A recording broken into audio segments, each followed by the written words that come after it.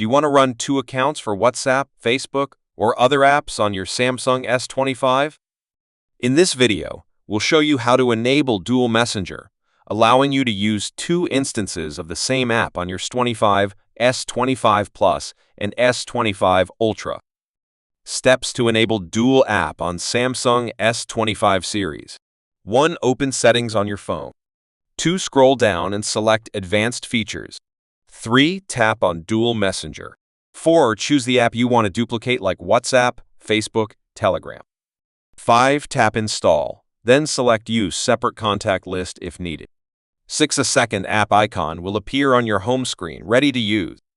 Why use dual messenger? Keep work and personal accounts separate. No need for third-party apps. Works with most messaging and social media apps. Tip: if an app is not listed, it may not support dual messenger. Like the video, subscribe to the channel, and turn on notifications for more Samsung tips.